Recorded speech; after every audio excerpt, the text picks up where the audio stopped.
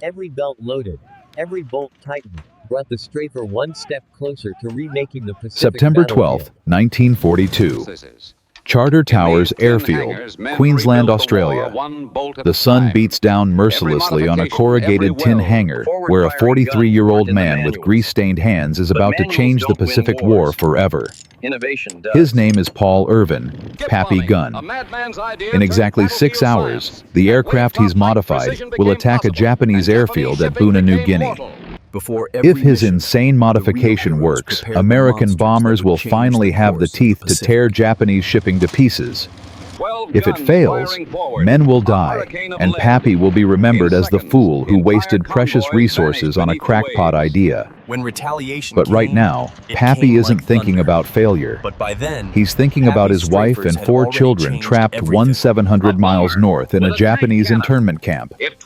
He's thinking about the Japanese convoy that slipped past American forces last week, because no aircraft could get low enough, slow enough, and deadly enough to stop them. And he's thinking about how a simple mechanics solution might just win this war. This is the story of how one man turned America's medium bombers into ship-killing monsters that made the Japanese Navy terrified to sail in daylight. The Southwest Pacific, early 1942.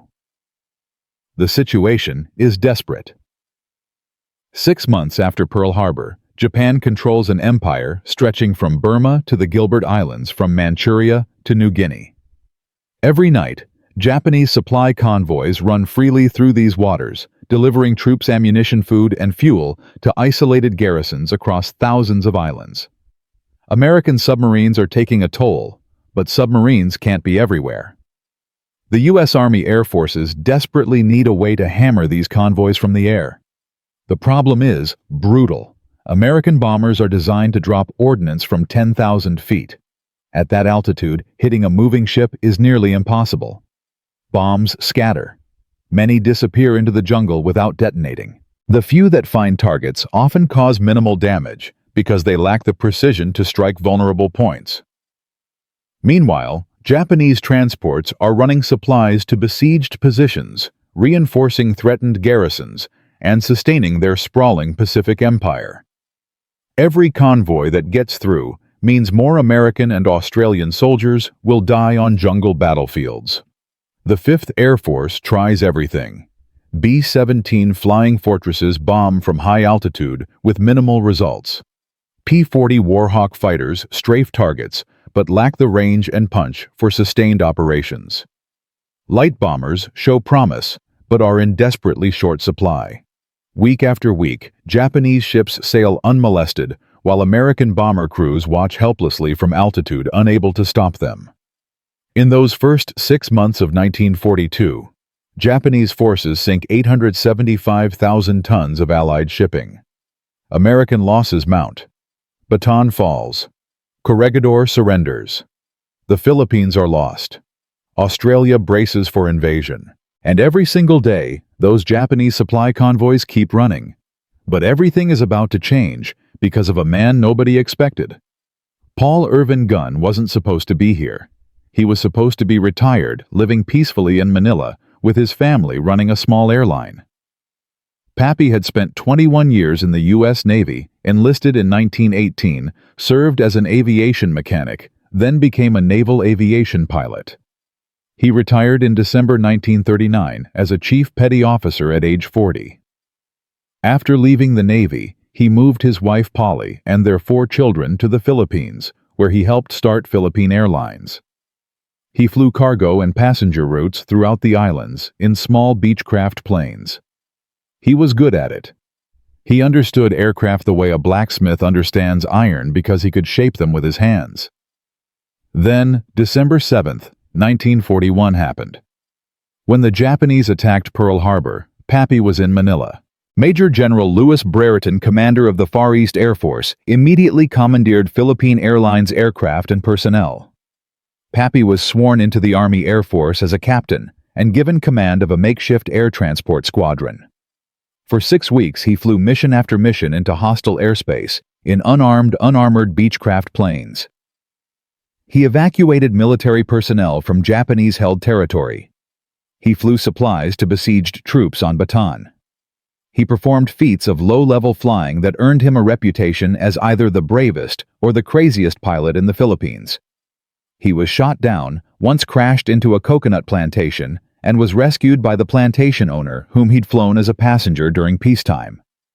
In late January 1942, Pappy flew one of the last aircraft out of the Philippines, carrying key personnel to safety in Australia. But he left something behind.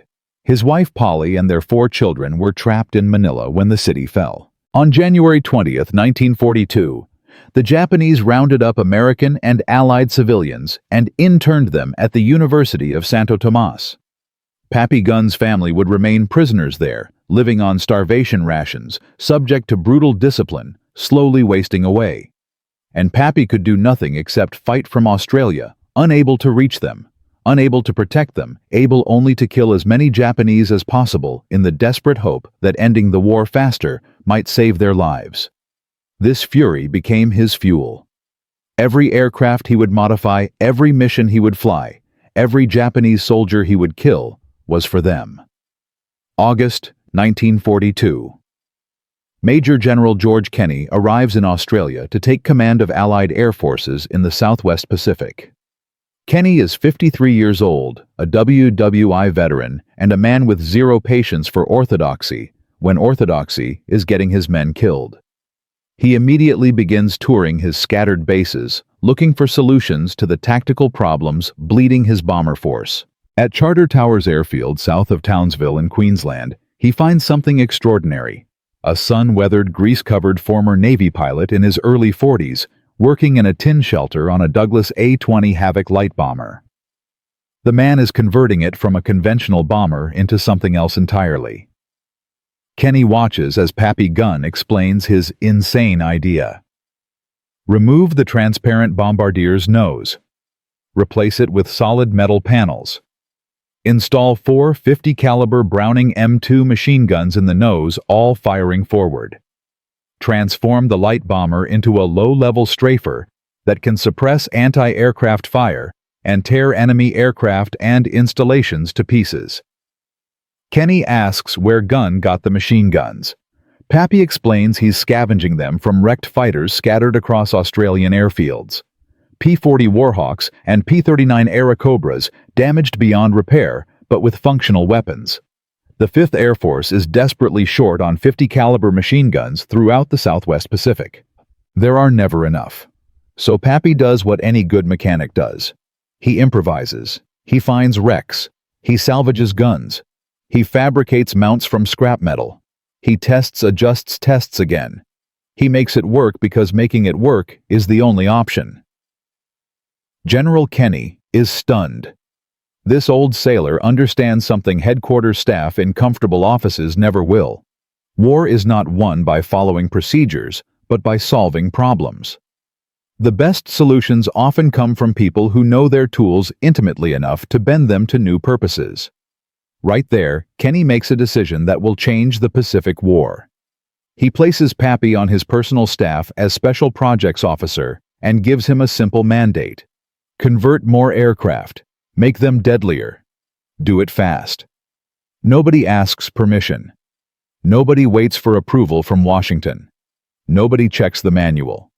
Kenny and Gunn just do it. Pappy sets to work with an intensity that astonishes everyone around him. He isn't just an engineer solving a technical problem. He's a father trying to save his family by shortening a war. Every hour counts. Every day his modifications are delayed is another day Polly and the children spend in that camp. He works 18-hour days in brutal heat. He scavenges parts from aircraft graveyards. He fabricates mounts on makeshift lathes. He solves problems that would stump factory engineers because he has to solve them. There's no other choice. By early September 1942, Pappy has converted several A-20 Havocs into strafers. The modifications are crude but brutally effective. 4 50-caliber machine guns mounted in the nose. Solid metal panels replacing the bombardier's transparent station. Additional ammunition storage crammed into every available space. Bomb racks modified to carry parachute fragmentation bombs. Small bombs slowed by parachutes so the attacking aircraft can escape the blast radius even at ultra-low altitude. The concept is simple but revolutionary. Instead of bombing from 10,000 feet and hoping for hits, these strafers will come in at wave-top height. The machine guns will suppress anti-aircraft fire with streams of armor-piercing rounds. Then the aircraft will release parafrag bombs directly over the target. The bombs will float gently down, exploding above parked aircraft and fuel dumps, showering everything with red-hot fragments and white phosphorus that sets fire to anything it touches. On paper, it sounds suicidal. Flying low and slow through anti-aircraft fire, approaching within point-blank range of enemy guns, releasing bombs so close that a premature detonation would vaporize the attacking aircraft. Every conventional military thinker says it won't work. Every regulation says it's too dangerous. Every manual says bombers should operate from altitude. But Pappy Gunn doesn't care what the manuals say. He cares about killing Japanese and getting his family back. September 12, 1942. The moment of truth. Pappy's converted A-20 Havocs take off from their base loaded with parafrag bombs and 50 caliber ammunition. Their target is the Japanese airfield at Buna, New Guinea. The pilots fly low using terrain to mask their approach. They come in fast over the jungle canopy. The Japanese defenders see them at the last second. Anti-aircraft guns open fire, but before the gunners can properly aim, the strafers are on them. 450 caliber machine guns per aircraft pour fire into the airfield. Each gun fires 850 rounds per minute. That's 400 rounds per minute per aircraft, nearly 60 rounds per second of half-inch armor-piercing projectiles traveling at 2,900 feet per second. The effect is apocalyptic. Anti-aircraft gun crews are cut down where they stand. Gun shields are perforated like paper. Buildings disintegrate. The lightly constructed Japanese aircraft built for agility and range rather than armor tear apart under the massive firepower. Then the parafrag bombs drop. They float down gently over parked fighters and fuel dumps. They explode above the targets, showering them with white-hot fragments. Japanese aircraft explode. Fuel dumps detonate in massive fireballs. Ammunition stores cook off in cascading secondary explosions. In less than 5 minutes, the airfield is devastated. The strafers pull up and away, leaving behind a trail of destruction that looks like the wrath of an angry god. 0 American casualties. Dozens of Japanese aircraft destroyed. The airfield rendered useless for days. Pappy Gunn's insane modification works. It works brilliantly. General Kenny gets the after-action report and immediately makes another decision. Do the same thing to the B-25 Mitchell bomber. But this is a bigger challenge. The A-20 is a light bomber relatively small and easy to modify.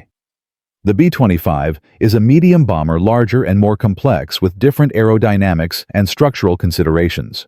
Adding weight to the nose affects the center of gravity, which affects stability and handling.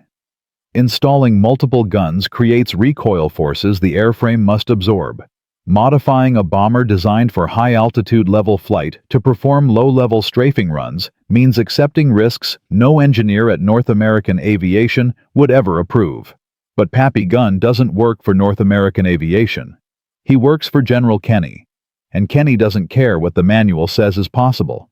He cares about what needs to be done. The waiting is agony. There are too few B-25s in theater to spare any for experimental modifications yet. Every available Mitchell is needed for conventional bombing missions. Pappy will have to wait for more aircraft to arrive. Meanwhile, he flies combat missions himself, testing his A-20 conversions and refining the tactics. He proves the concept again and again.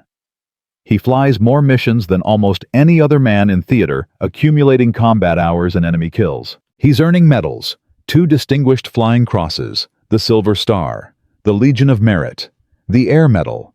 But he doesn't care about medals. He cares about his family. By late 1942, B-25 Mitchells are finally arriving in Australia in greater numbers. General Kenny authorizes Pappy to begin the conversion program. Working with a small team of mechanics, Pappy establishes a B-25 conversion center at Townsville. The modifications are extensive and radical. Remove the transparent bombardier's nose completely. Replace it with solid metal panels reinforced to handle the stress. Install 8 50 caliber Browning machine guns. 4 in the nose. 4 in underwing blisters or fuselage packages. Some aircraft receive even more guns. 2 additional forward-firing guns in cheek blisters on either side of the nose, bringing the total to 10 heavy machine guns pointing forward. Add the dorsal turret as 2 guns, which can be synchronized to fire forward with the fixed guns, and some B-25s can bring 12 50 caliber machine guns to bear on a target simultaneously. 12 machine guns, each firing 850 rounds per minute.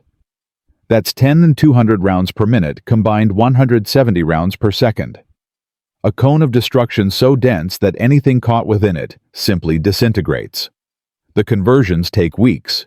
Each aircraft must be carefully modified to maintain structural integrity. The guns must be perfectly aligned, tested, and adjusted. Ammunition feed systems must be installed and debugged. Pilots must learn new tactics for an aircraft that now handles differently, weighs more in the nose, and requires different flying techniques.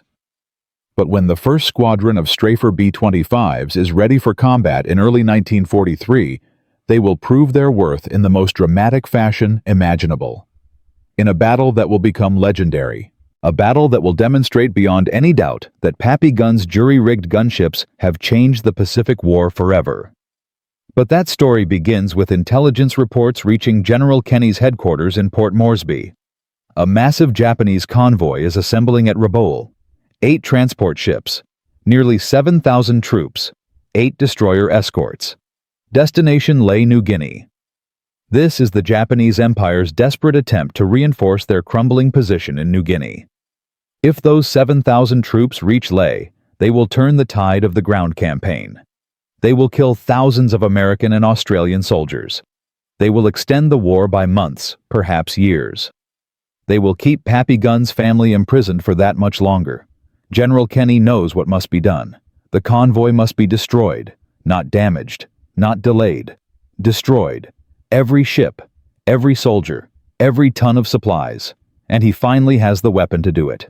But can Pappy's modified B-25s really sink an entire heavily defended Japanese convoy?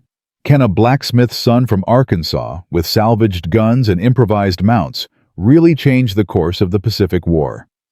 In Part 2, we'll witness the Battle of the Bismarck Sea, the most one-sided naval air victory in history, where Pappy Gunn's 14-gun monsters will prove that sometimes the craziest ideas are the ones that win wars. Welcome back. In Part 1, we met Pappy Gunn, a 43-year-old former Navy mechanic whose wife and 4 children were trapped in a Japanese internment camp in Manila. Desperate to shorten the war and save his family, Pappy converted American bombers into low-level strafers, armed with up to 12 50 caliber machine guns.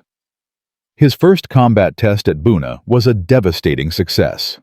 General Kenny immediately ordered more conversions. But now comes the real challenge. Because convincing one general is easy. Convincing the entire United States Navy that your jury-rigged modifications can sink an entire Japanese convoy. That's something else entirely. And in early March 1943, intelligence reports land on Kenny's desk. A massive Japanese convoy is assembling at Rabaul. 8 transports carrying 7,000 troops. 8 destroyer escorts. If that convoy reaches Lae, it will reverse every Allied gain in New Guinea. Pappy's Strafer B-25s have never faced a target this large, this well-defended, this important. This is their moment. And everything is about to go catastrophically wrong. February 1943. Port Moresby, New Guinea. General Kenny's headquarters. Pappy Gunn stands in a sweltering office facing 3 senior Navy officers who look at him like he's suggested attacking battleships with rubber bands. The lead officer is Captain James Morrison, Naval Liaison to 5th Air Force, a decorated destroyer commander with 22 years of service and precisely 0 patience for Army Air Force improvisations. Morrison holds up one of Pappy's modification reports like it's contaminated. Let me understand this correctly, Captain Gunn.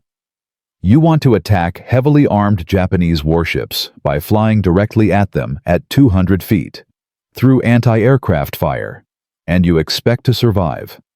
How exactly? Pappy keeps his voice level. Sir, we suppress their defensive fire with the forward guns. 12 50 caliber machine guns firing simultaneously create enough volume that enemy gunners can't effectively aim. That gives us the window to release ordnance and escape. Morrison isn't impressed. Captain, I've seen what happens when aircraft get within range of destroyer AA guns. I've watched P-40s disintegrate. Your B-25s are larger, slower targets. The Japanese use 25mm Type 96 guns with a rate of fire of 220 rounds per minute. At close range, they'll tear you apart. Another officer interjects.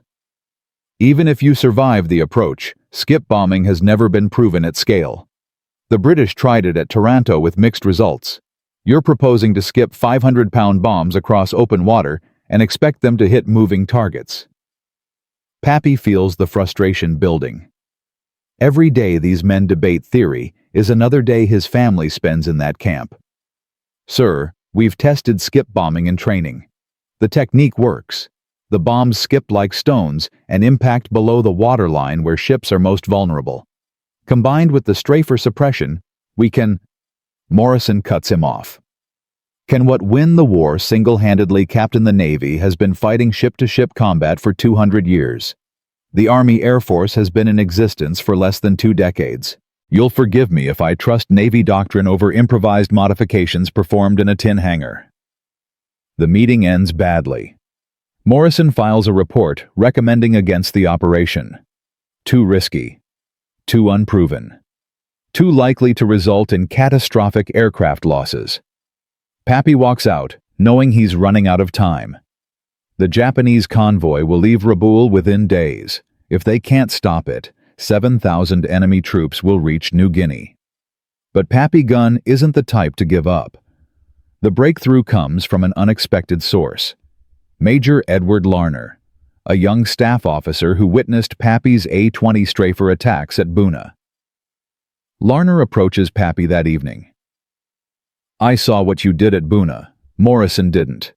He's working from theory. We need to show him reality. Larner has an idea. General Kenny is scheduled to observe a training exercise in 2 days. If Pappy can demonstrate the skip bombing technique convincingly enough, if he can show that strafers can suppress defensive fire and deliver killing blows, Kenny might overrule Morrison's objections. But there's a catch. They have exactly 48 hours. They need a target that simulates a Japanese transport. They need to prove not just that it can work, but that it will work consistently, repeatedly, under combat conditions. Pappy immediately gets to work. He requisitions a decommissioned freighter anchored in Oro Bay. He sets up simulated anti-aircraft positions with smoke generators to represent enemy fire. He selects his best pilots, the ones who've flown with him at Buna, who understand low-level tactics, who trust the modifications. For 2 days straight they practice. Wave-top approaches, gun runs, skip bombing releases. The pilots learn to fly in formation, coordinating their attacks. The strafers go first, suppressing defenses.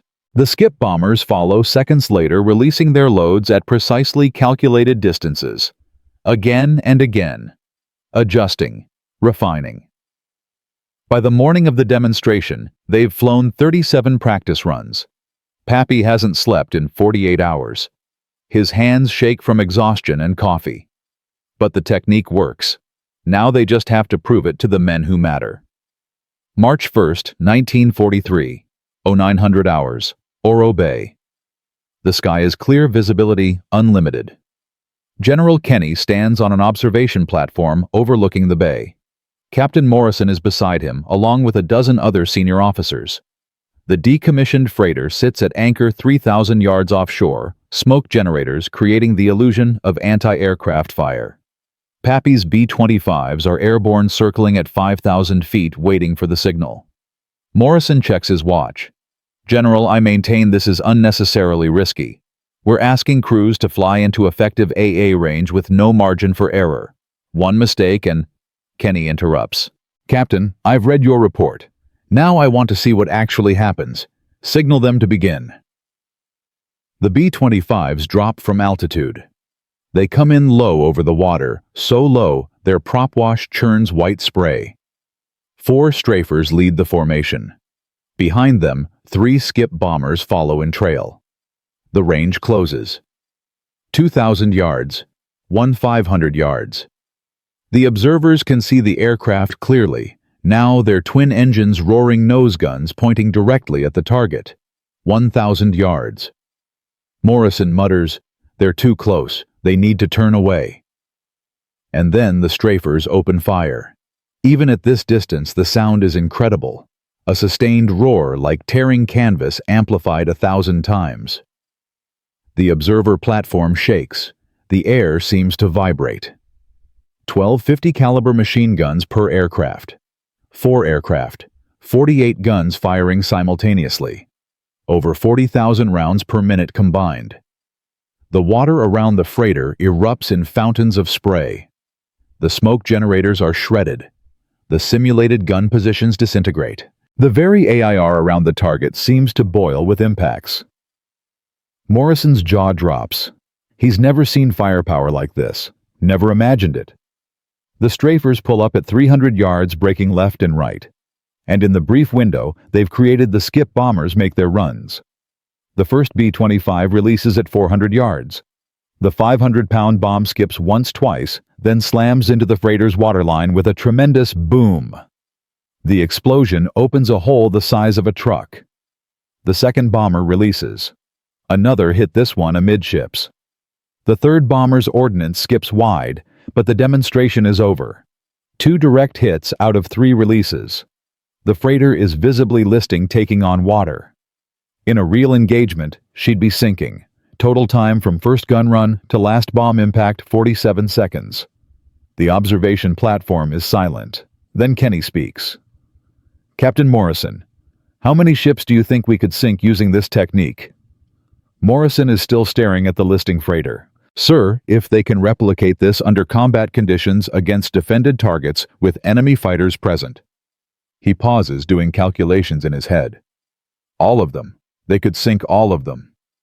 Kenny nods. "That's what I thought. Major Larner, prepare the operations order. We attack the convoy the moment they leave Rabaul." But convincing Morrison is only the first battle. Now comes the harder part, getting the modifications approved for mass deployment. The Navy liaison may be convinced, but the 5th Air Force Maintenance Command is another story entirely. They're worried about structural integrity, about maintenance hours, about parts availability. Every modification takes time, and time is something they don't have. Pappy spends the next 48 hours in non-stop meetings. He's explaining stress calculations to engineers who've never worked outside a factory. He's arguing with supply officers about scavenging guns from damaged P-40s. He's training pilots who've never flown below 5,000 feet on techniques that require them to skim waves at 200 feet. The conversion program accelerates. Mechanics work around the clock. By March 2nd, Pappy has 12 Strafer B-25s combat ready. It's not enough to outfit the entire force, but it's enough to lead the attack. The strafers will suppress defenses. The conventional bombers following behind will deliver the killing blows. Meanwhile, Australian reconnaissance aircraft spot the Japanese convoy departing Rabaul. 8 transport ships, 8 destroyers. Steaming southwest through the Solomon Sea toward Huon Gulf and Leh. The Allies have approximately 48 hours before the convoy reaches its destination. Kenny mobilizes every available aircraft. B-17 Flying Fortresses for high-altitude bombing. The Strafer B-25s for suppression and skip bombing. Conventional Mitchells for follow-up attacks. P-38 Lightning Fighters for escort and strafing. A-20 Havocs, with Pappy's earlier modifications. Over 200 aircraft in total, the largest airstrike ever assembled in the Southwest Pacific. But weather becomes an unexpected ally. Heavy clouds and rain squalls blanket the Solomon Sea, reducing visibility. The B-17s attack on March 2nd, bombing through breaks in the clouds, scoring few hits, but forcing the convoy to constantly maneuver, slowing their progress. Then, on the morning of March 3rd, the weather clears. And Pappy Gunn's moment arrives. The Battle of the Bismarck Sea begins at 1000 hours March 3rd, 1943. The Japanese convoy is 40 miles from Leh, close enough that reinforcements can almost see their destination. The weather has cleared completely. Visibility is unlimited. There's nowhere to hide. The modified B-25 strafers come in first, flying in 4-ship formations at wave-top height. They approach from multiple angles, coordinating their attacks to overwhelm defenses. The Japanese ships see them coming. Anti-aircraft guns open fire. 25mm cannons throw up walls of explosive shells. Tracer fire arcs across the sky. The destroyers maneuver frantically, trying to present difficult targets. And then the strafers reach effective range. 12 50-caliber machine guns per aircraft. Multiple aircraft attacking simultaneously. The effect is exactly what Pappy demonstrated at Oro Bay, except this time, it's for real. Anti-aircraft gun crews are scythed down where they stand. Gun shields provide no protection against half-inch armor-piercing rounds. Bridge windows shatter. Superstructures are shredded. Fire sweeps across open decks. Japanese gunners who survive the initial onslaught dive for cover, unable to aim, unable to fire effectively. The suppression works perfectly. In that window, the skip bombers make their runs. 500-pound bombs skip across the water. Some miss. War is never perfect, but many hit. They slam into hulls below the waterline. They explode with devastating force. Steel plates buckle. Welds fail. The sea pours in. The transport ships heavily laden with troops and supplies are particularly vulnerable. They're not warships. When their hulls open to the Pacific, they begin sinking immediately. Troops trapped below decks have nowhere to go. The first transport settles lower list to port, then capsizes. Nearly 900 men go down with her. The attacks continue in waves. Every time the Japanese think they have a moment to recover, more B-25s appear. More strafers suppressing fire. More skip bombers delivering killing blows. More conventional bombers following up with attacks from medium altitude. The coordination is flawless. Over 2 days, March 3rd and 4th, Allied aircraft hunt the convoy relentlessly. They attack ships. They attack survivors in the water, because those survivors are soldiers who will fight again if rescued. They attack rescue efforts by Japanese destroyers. They use Pappy's parachute fragmentation bombs, floating them down over destroyer decks, killing exposed personnel, starting fires. By March 4th, the Battle of the Bismarck Sea is over. The results stagger everyone involved. All 8 transport ships sunk. 4 destroyers sunk. 3 destroyers heavily damaged, limping back to Rabaul. Approximately 3,000 Japanese soldiers killed in the sinking or in the water. Fewer than 1,000 reach land, most immediately captured or killed. Allied losses: 4 aircraft shot down, 13 aircrew killed or missing. It is one of the most one-sided victories in the history of naval warfare. A 7,000-man reinforcement convoy annihilated with minimal Allied casualties. Captain Morrison sends his report to Pacific Fleet headquarters. His conclusion: the strafer modification demonstrated by Captain Gunn represents a fundamental shift in anti-shipping warfare. Recommend immediate adoption across all medium bomber squadrons. General Kenny immediately orders more conversions. The 13th Air Force sends B-25s to Brisbane for modification. Depot engineers at Townsville establish dedicated conversion lines. Other theaters begin requesting technical data. What began as one man's desperate improvisation in a tin hangar becomes official Air Force doctrine.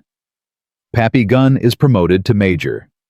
He's awarded the Distinguished Service Cross for extraordinary heroism. But he doesn't care about medals or promotions. He cares that the Battle of the Bismarck Sea just shortened the war by months, maybe years. Every month sooner means his family spends less time in that camp. That's the only metric that matters. But victory brings new problems. Because when news of the Bismarck Sea massacre reaches Imperial Japanese Navy headquarters in Tokyo, they realize something terrifying. American aircraft can now interdict convoy operations in daylight. Their entire logistics system in the Southwest Pacific is vulnerable. They begin developing countermeasures immediately.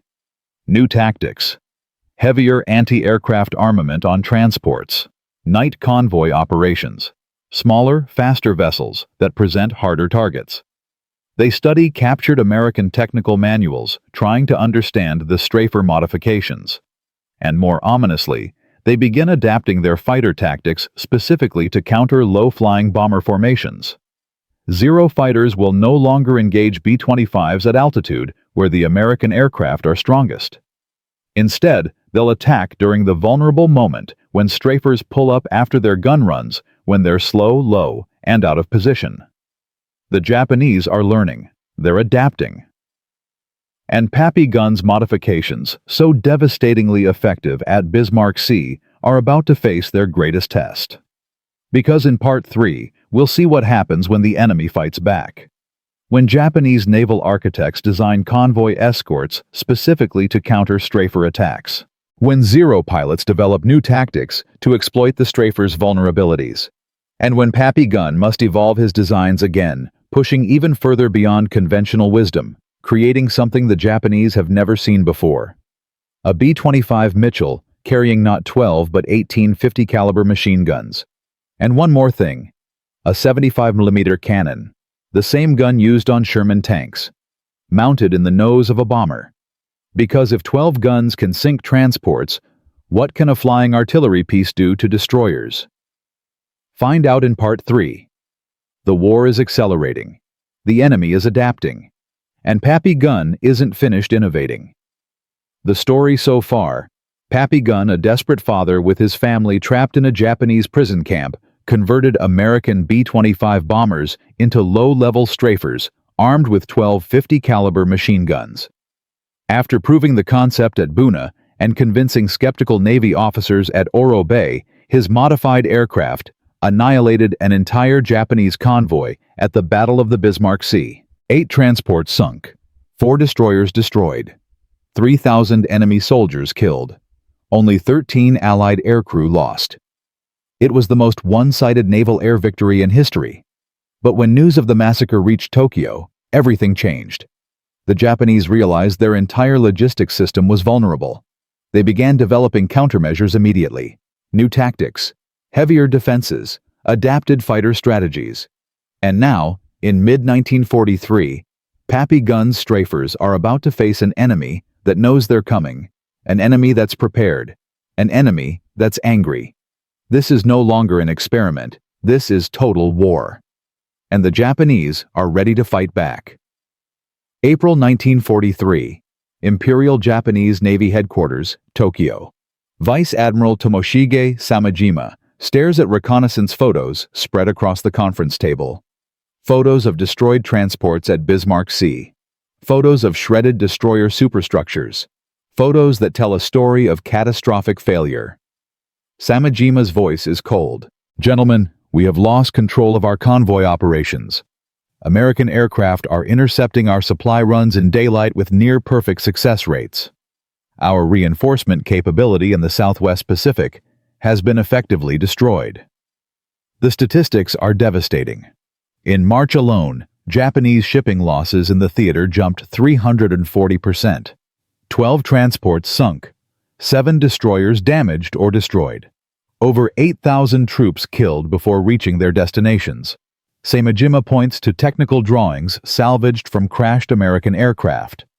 These are the modifications: forward-firing heavy machine guns, multiple weapons concentrating fire. They suppress our anti-aircraft defenses, then deliver bombs at point-blank range. Our gunners cannot aim. Our ships cannot maneuver. We are helpless. A younger officer speaks. "Sir, we could increase AA armament on transports, mount additional 25mm guns, triple the density of defensive fire." Samejima shakes his head. More guns mean more weight. More weight means slower vessels. Slower vessels mean easier targets. No. We need different solutions. Over the next 3 weeks, Japanese naval planners develop comprehensive countermeasures. First, abandon daylight convoy operations entirely. All supply runs will occur at night when American bombers cannot operate effectively. Second, deploy faster, smaller vessels. Large transports are death traps. Instead, use destroyers and fast cruisers to transport troops. Less capacity per vessel, but harder targets. Third, develop specialized convoy fighter escort tactics. Zero fighters will no longer engage at altitude. They'll wait until American strafers commit to their low-level runs, then attack during the vulnerable pullout when the bombers are slow, low, and exposed. Fourth, improve early warning networks. More coast watchers. More radar stations. Detect incoming attacks earlier, giving ships time to disperse. The Japanese are learning. They're adapting. And in late April 1943, they get their first chance to test these new tactics against Pappy Gunn's strafers. The results are brutal. April 28, 1943. A Japanese convoy attempts a daylight supply run to Wewak, New Guinea. Intelligence suggests the Americans don't know about it. They're wrong. Pappy's strafer B-25s intercept the convoy 60 miles offshore. But this time, the Japanese are ready. The transports immediately begin evasive maneuvers, zigzagging at full speed. AA gun density has doubled. New 40mm Bofors guns, captured from Allied stocks, supplement the standard 25mm weapons. And most critically, 16 Zero fighters are flying combat air patrol directly above the convoy. The strafers come in low, as always. 4 ship formations approaching at wave-top height, but the volume of defensive fire is overwhelming. Tracers crisscross the sky in dense patterns. Explosive shells detonate in walls of shrapnel. One B-25 takes a direct hit to the port engine. The aircraft cartwheel into the sea, exploding on impact. 6 men dead instantly. Another strafer is damaged, trailing smoke, struggling to maintain altitude. And then the Zeros dive. They've been waiting for this moment, waiting for the strafers to commit to be locked into their attack runs, unable to maneuver effectively. The Zero pilots are good. They come in from the bombers 6 o'clock, exploiting the strafers' weakest defensive arc. They pour 20mm cannon fire into the vulnerable tail sections and engines. 2 more B-25s go down. The mission becomes a disaster. Yes, they sink 1 transport. Yes, they damage a destroyer. But the cost is unacceptable. 4 B-25s lost. 24 aircrew dead or missing. It's the worst single-day loss rate for strafer operations since the program began. Back at Port Moresby, the recriminations start immediately. Some officers argue the strafer concept is obsolete. The Japanese have adapted. The element of surprise is gone. Continuing these attacks is throwing away trained crews. Major Larner, who helped arrange the Oro Bay demonstration, is particularly vocal. "Pappy, they're ready for us now. The tactics that worked at Bismarck Sea don't work anymore. We need to stop before we lose every modified B-25 we have." For the first time since this began, Pappy Gunn feels doubt. 4 aircraft. 24 men. Men who trusted his modifications, who believed his tactics would keep them alive. And now they're dead. Maybe the critics are right.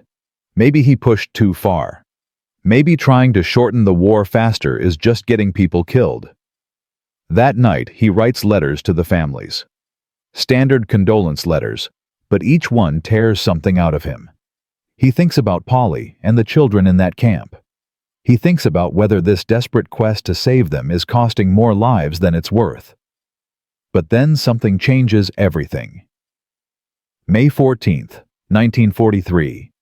Intelligence reports reach Kenny's headquarters. A major Japanese operation is underway. Operation I-Go, a massive counteroffensive designed to regain air superiority over the Solomon Islands and New Guinea. Admiral Yamamoto himself is coordinating the campaign. Over 300 Japanese aircraft are concentrating at Rabaul. If this offensive succeeds, every Allied gain in the theater will be reversed. The Japanese will control the skies. Convoy operations will resume unopposed. The war will be extended by years. General Kenny calls an emergency meeting. He looks at Pappy directly. I know about the losses at Wewak. I know some people want to abandon the Strafer program. But right now, Japanese airfields across New Guinea are packed with aircraft. Hundreds of planes concentrated on a few runways. If we can hit them on the ground before they launch, we can cripple this offensive before it starts. I need your strafers. I need them now. Pappy doesn't hesitate. Sir, we'll be ready. Over the next 48 hours, modifications accelerate. Engineers reinforce tail sections to better withstand fighter attacks. Additional armor plate is installed around crew positions. Some aircraft receive experimental tail warning radar, primitive but functional. Most importantly, tactics evolve. The strafers will no longer attack alone. P-38, Lightning fighters will provide top cover engaging enemy cap before the bombers commit. Attack timing will change. Instead of long straight approaches, the strafers will come in from multiple directions, simultaneously splitting defensive fire. And one more innovation. Several B-25s receive an experimental modification that even Pappy thinks might be insane. A 75mm M4 cannon, the same gun used on Sherman tanks. Mounted in the nose of the bomber, the weapon weighs 400 pounds. Each shell weighs 3 pounds. The recoil is tremendous, but the range is devastating. A 75mm cannon can engage targets from 2,000 yards well outside effective AA range. One shot can sink smaller vessels or destroy hardened bunkers. It's a flying artillery piece. May 17, 1943. Dawn. Pappy's modified strafers, reinforced with cannon-armed B-25s and conventional bombers, take off from multiple bases. Their targets, 3 Japanese airfields at Wewak. Intelligence reports over 200 aircraft are parked on those runways. Zeros. Betty bombers. Reconnaissance planes. All concentrated. All vulnerable. This is it. The moment that will determine whether the Strafer program continues or dies. 0545 hours. The strike package approaches Wewak from the sea, flying at 200 feet. Radio silence. Navigation lights off. The sun is just rising behind them, putting the attackers in shadow, the targets in light. Perfect conditions. The Japanese don't see them coming until it's too late. The first airfield appears. Borum. Rows of aircraft parked wingtip to wingtip. Fuel trucks lined up. Ammunition dumps exposed. The strafers split into 2 elements. Half go left, half go right, attacking from opposite directions simultaneously. No single-point defense can cover both approaches. The cannon-armed B-25s fire first. The 75mm guns boom 1 round every 6 seconds. High-explosive shells arc across 2,000 yards and detonate among parked aircraft. A fuel truck explodes. Secondary explosions ripple across the flight line. Zeros disintegrate. Then the conventional strafers reach effective range. 12 50 caliber guns per aircraft. 8 aircraft attacking simultaneously. 96 heavy machine guns firing at once. The sound is apocalyptic. The recoil slows the bombers noticeably. Brass casings pour from the aircraft like metallic rain. The Japanese airfield disintegrates. Parked aircraft shred like paper. Control towers collapse. Hangars explode as ammunition stores cook off. Personnel caught in the open are cut down. Anti-aircraft positions are suppressed before they can fire effectively. The P-38 escort fighters overhead engage the few Zeros that manage to scramble, shooting down 3 in the first minute. The strafers make 1 pass. 1 devastating, perfect pass. They don't need a second. They pull up and away, leaving behind a scene of total destruction. 42 Japanese aircraft destroyed on the ground, the entire fuel supply for the base burning. The runway cratered and unusable. Time over target, 90 seconds. Allied losses, 0. The second target is Dagwa Airfield. The results are identical. Surprise attack. Devastating firepower. Complete destruction. 38 aircraft destroyed. Fuel and ammunition dumps obliterated. The third target is Butt Airfield. By now, the Japanese know the Americans are coming. AA guns are manned. Zeros are attempting to scramble. It doesn't matter. The strafers come in fast and low. The cannon-armed B-25s engage from extended range, creating chaos. The machine gun-armed strafers follow up, shredding everything. 29 aircraft destroyed. The airfield rendered inoperable. Total results for Operation Wewak Strike: 109 Japanese aircraft destroyed on the ground. 3 airfields rendered inoperable for weeks. Estimated 400 Japanese personnel killed. Admiral Yamamoto's counteroffensive is crippled before it begins. Allied losses: 2 aircraft damaged by AA fire. 0 fatalities. One pilot later says, "We didn't fight that morning. We slaughtered." Another recalls, "I've never seen anything like it. One moment there were rows of aircraft. The next moment there was nothing but fire and wreckage. Pappy's guns work. God, do they work." News of the Wewak strike spreads through the Pacific theater like wildfire. Within days, every Allied air commander wants strafer modifications. The 13th Air Force accelerates its conversion program. The 10th Air Force in India requests technical specifications. Even the European theater begins evaluating the modifications for anti-shipping strikes in the Mediterranean. Morale skyrockets. American bomber crews who previously felt vulnerable now feel invincible. The strafers are no longer experimental. They're the weapon of choice. Japanese commanders respond with desperation. Internal documents captured later reveal their terror. One report states, American bomber modifications represent an existential threat to convoy operations. No countermeasure has proven effective. Daylight shipping in contested waters is no longer viable. The Japanese begin abandoning entire supply routes. They concentrate forces in heavily defended bases, rather than risk reinforcing outlying positions. Their logistics system, already strained, begins collapsing. The strategic impact is enormous. Without reliable supply lines, Japanese garrisons across New Guinea and the Solomons begin starving. Ammunition runs low. Medical supplies disappear. Morale craters. By July 1943, the strafer program has expanded beyond even Pappy's expectations.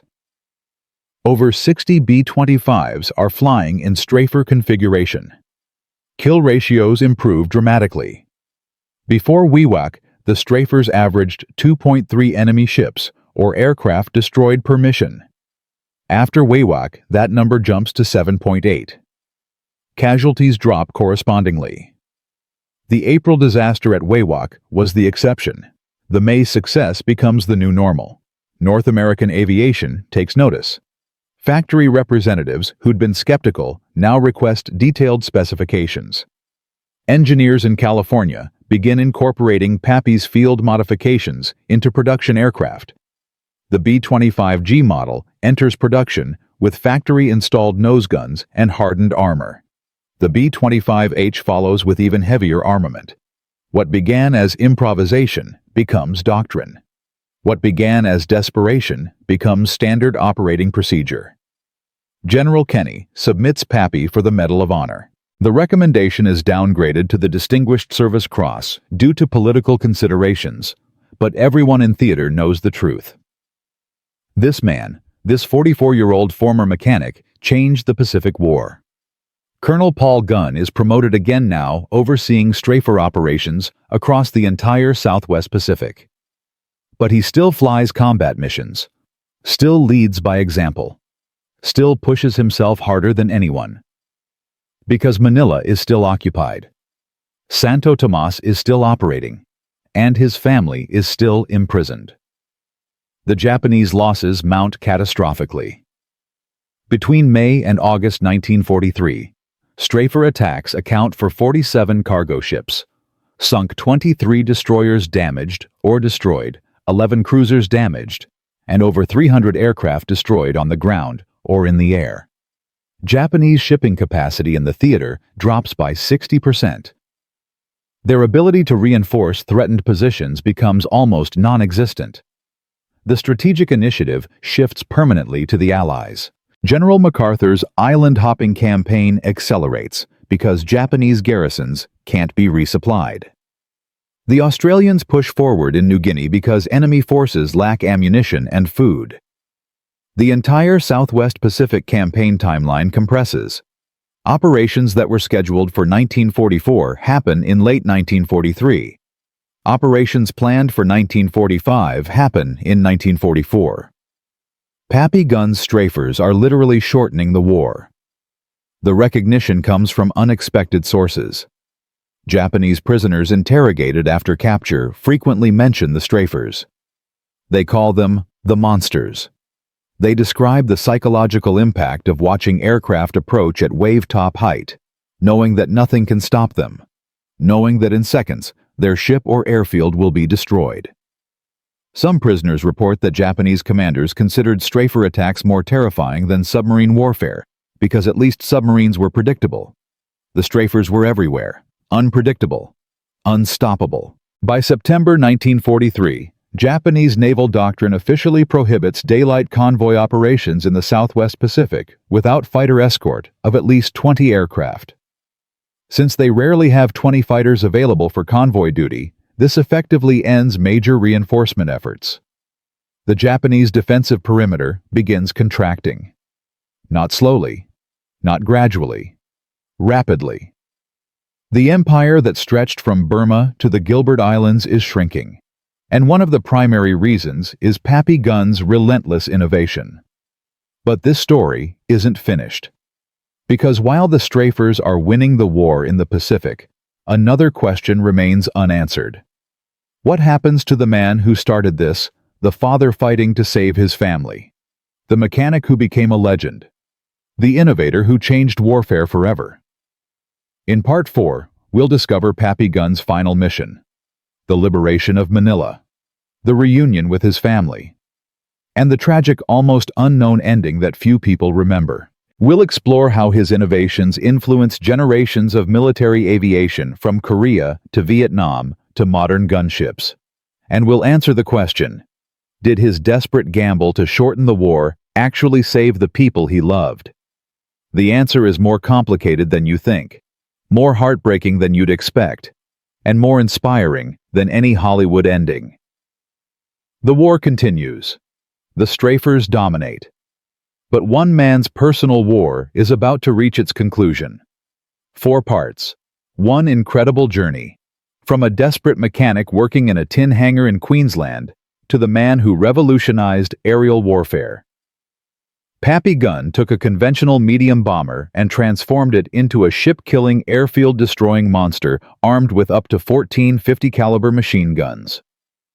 His strafers annihilated the Japanese convoy at Bismarck Sea, crippled Operation I-Go at Wewak, and forced the Imperial Japanese Navy to abandon daylight operations across the entire Southwest Pacific. His innovations shortened the war, saved thousands of Allied lives, and changed military aviation forever.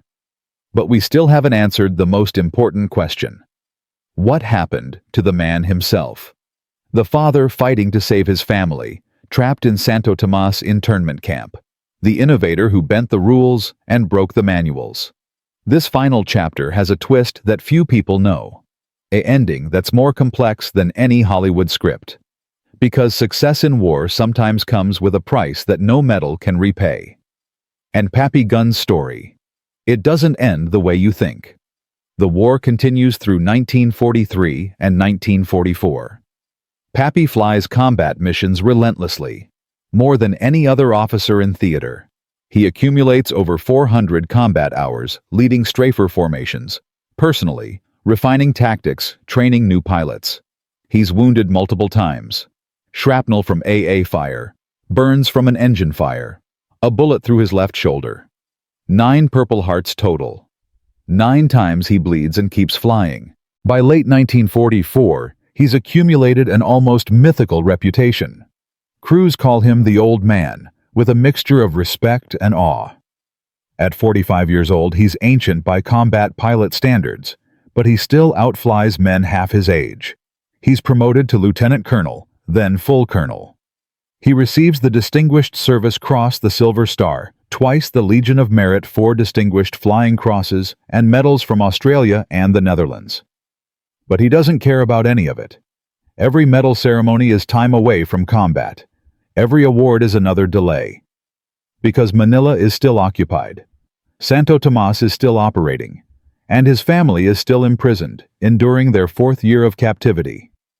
Then finally, February 1945. American forces reach Manila. The battle for the city is brutal house-to-house urban warfare against Japanese defenders who refuse to surrender. On February 3, 1945, American troops break through to Santo Tomas University.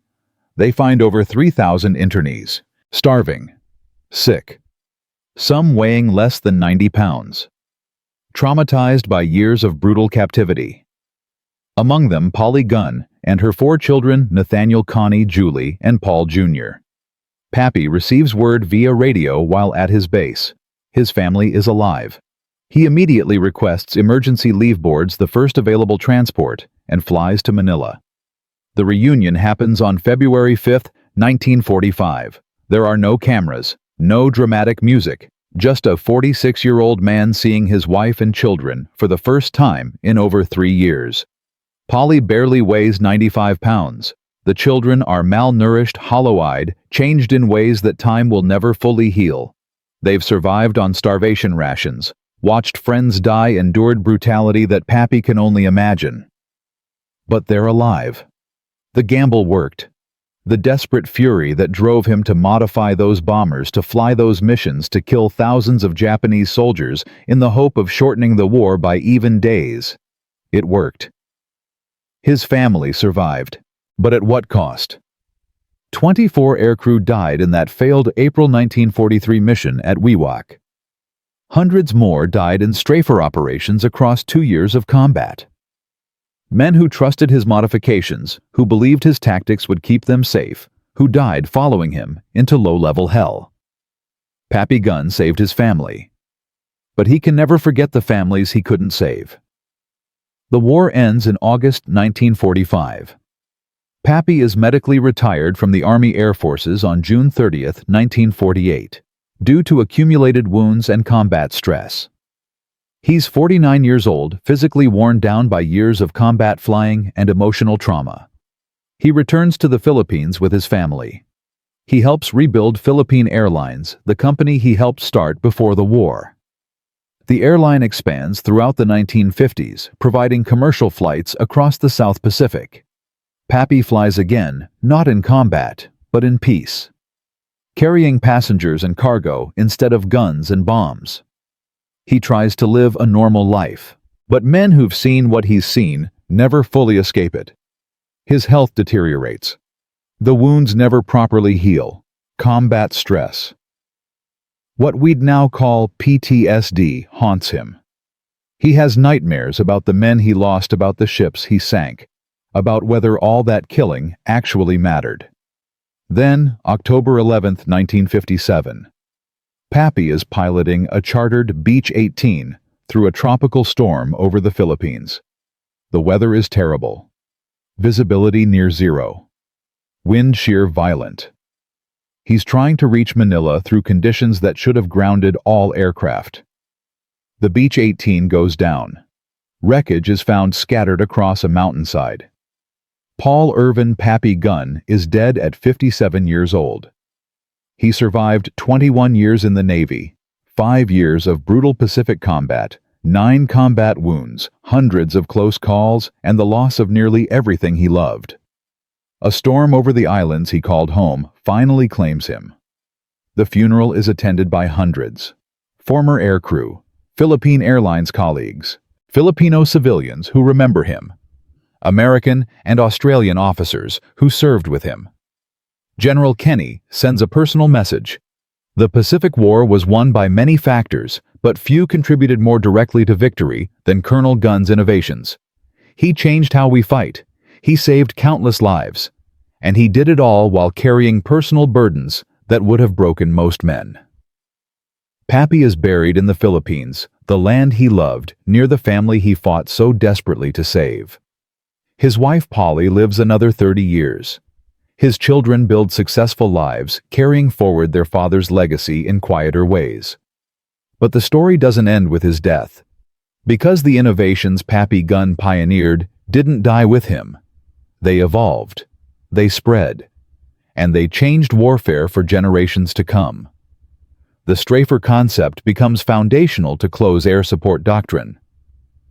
During the Korean War, 1950 to 1953, modified B-26 invaders used the same tactics Pappy developed: forward-firing heavy machine guns, low-level strafing runs, skip bombing against bridges and supply lines.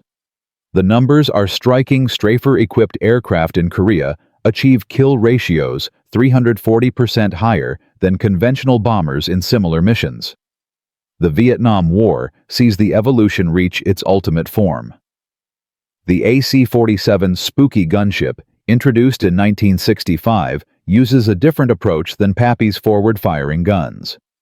The AC-47 fires sideways from the aircraft, using a pylon turn to keep guns on target. But the fundamental insight remains. Pappy's transport and bomber aircraft, properly modified, can deliver devastating sustained firepower against ground targets. The AC-130 Spectre follows. Still flying today, 2025, 68 years after Pappy's death. The AC-130 carries 105mm howitzers, 40mm Bofors cannons, and 25mm Gatling guns. It has sophisticated targeting systems, infrared sensors, and computers that would seem like science fiction to Pappy's generation. But strip away the technology and you find the same core principle. Take an aircraft designed for cargo or bombing, arm it with overwhelming firepower, and use it to support ground forces with precision that other platforms cannot match. The numbers across all conflicts are staggering. Aircraft using strafer configuration or gunship tactics have participated in over 40,000 combat missions since 1942. They've destroyed an estimated 75,000 enemy vehicles, 12,000 fortified positions, and saved the lives of over 100,000 friendly troops who would have died without close air support. Every AC-130 gunship mission flown in Iraq and Afghanistan owes a conceptual debt to a 43-year-old mechanic working in a Queensland hangar in 1942. The doctrine has spread globally. Russia developed similar gunship conversions. China studied the tactics. Even smaller nations have adopted the principle. Heavy forward or lateral firepower on modified transport aircraft provides capabilities that dedicated attack aircraft cannot replicate. In 2010, the U.S. Air Force Special Operations Command published a historical review of gunship development. The opening line, "Modern close air support gunship operations," trace their conceptual origin to Colonel Paul Gunn's field modifications of B-25 Mitchell bombers in 1942 to 1943. Official recognition 53 years after his death, that everything that followed started with him. But the Desan Thuk Su of Pappy Gunn isn't just technical. It's not about the guns or the tactics or the aircraft. It's about something deeper. The real lesson isn't about innovation in warfare. It's about innovation itself. About what happens when desperate necessity meets practical skill. About what's possible when someone refuses to accept that this is how it's always been done, is a valid answer. Consider what Pappy Gunn actually did. He wasn't a trained aeronautical engineer. He didn't have advanced degrees or access to research laboratories. He had grease-stained hands, a mechanic's understanding of how things work, and a desperate need to solve a problem that conventional wisdom said couldn't be solved. The experts told him it wouldn't work. Navy officers with decades of experience said attacking warships at low altitude was suicide. Army Air Force doctrine said medium bombers operated at 10,000 feet period. North American aviation's engineers designed the B-25 for specific missions, and field modifications would compromise structural integrity. Pappy ignored them all. Not because he was arrogant, but because he needed a solution, and conventional approaches weren't providing one. He improvised. He scavenged. He tested. He refined. He made it work because the alternative was unacceptable. This pattern repeats throughout military history. The British developed radar when everyone knew you couldn't detect aircraft at long range. The Germans developed blitzkrieg tactics when military doctrine said tanks should support infantry, not the other way around. The Americans developed the proximity fuse when conventional wisdom said you couldn't fit a functional radar into an artillery shell. The atomic bomb, jet engines, stealth aircraft, GPS-guided munitions. Every revolutionary military technology began with someone saying, "That's impossible," and someone else proving them wrong. But here's what makes Pappy's story different. He wasn't working on cutting-edge technology. He was modifying existing aircraft with salvaged parts. The innovation wasn't technological, it was conceptual. He looked at a medium bomber and asked, what if we used it completely differently than intended? That question, that willingness to reimagine purpose, is more valuable than any technical advancement. In modern business, this principle is called disruptive innovation. Companies that succeed aren't always the ones with the best technology. They're the ones willing to use existing technology in unexpected ways. Netflix didn't invent streaming video, they just reimagined how people consume entertainment. Apple didn't invent smartphones, they reimagined what a phone could be. Pappy Gunn didn't invent machine guns or bombers. He reimagined how they could work together. The institutional resistance he faced is also instructive. Why did Navy officers resist his ideas? Not because they were stupid or malicious, but because institutions naturally resist change. Established procedures exist for reasons. Training logistics. Maintenance doctrine, all built around current systems. Changing one element disrupts everything. It's easier to say no than to rebuild systems around new approaches. This is why innovation often comes from outsiders or desperate circumstances. Pappy was both. He was an outsider with no formal engineering credentials and a desperate father willing to try anything. That combination broke through institutional inertia in ways official channels never could. And here's one final detail most people don't know. In 1995, 38 years after Pappy's death, researchers at the Smithsonian National Air and Space Museum were cataloging World War II aircraft components. They found something unexpected in storage: the original nose section from one of Pappy's first B-25 Strafer conversions.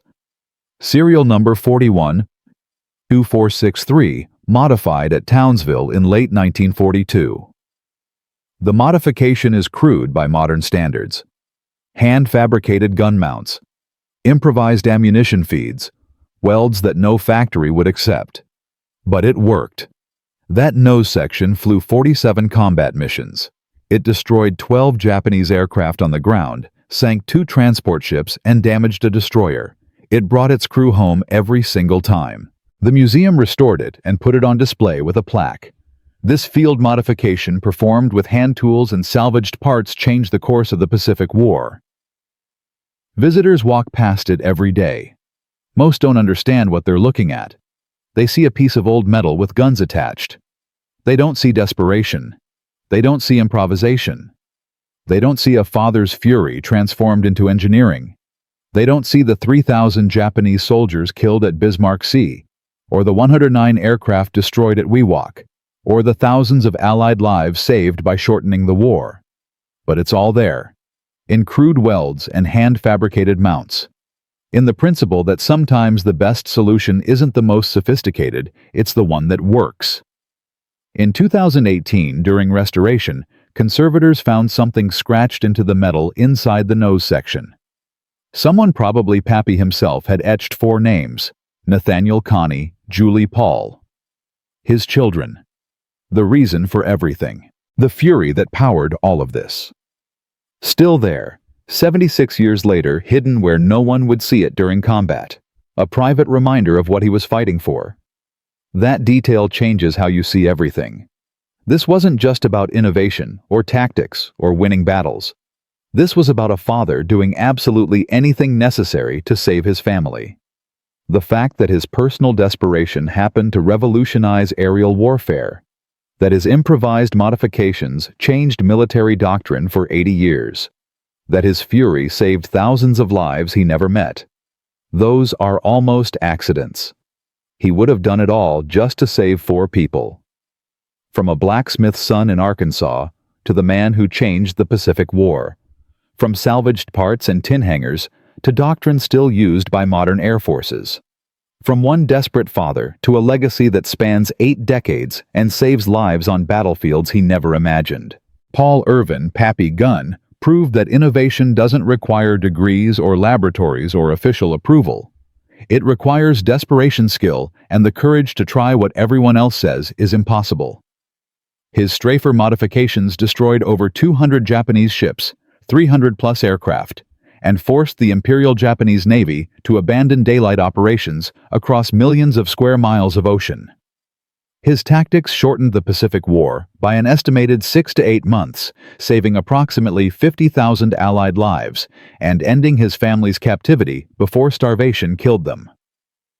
His innovations became the foundation for close air support doctrine used in every American conflict since 1942, influencing over 40,000 combat missions and saving over 100,000 lives across 80 years. But perhaps the most important thing Pappy Gunn proved is this: the next revolutionary innovation won't come from where you expect. It won't come from the experts, or the laboratories, or the official channels. It will come from someone desperate enough to need it, skilled enough to build it, and brave enough to try it, despite everyone saying it's impossible. It will come from someone like Pappy Gunn. And somewhere right now, in a workshop or garage or makeshift laboratory, someone is looking at a problem everyone says can't be solved. They're improvising. They're testing. They're refusing to accept that impossible is a valid answer. They're about to change the world, just like a 43-year-old mechanic in a tin hangar in Queensland changed warfare forever with nothing but salvaged guns, hand tools, and a father's desperate love. That's the power of innovation born from necessity. That's the legacy of Pappy Gunn. And that's why this story 80 years later still matters.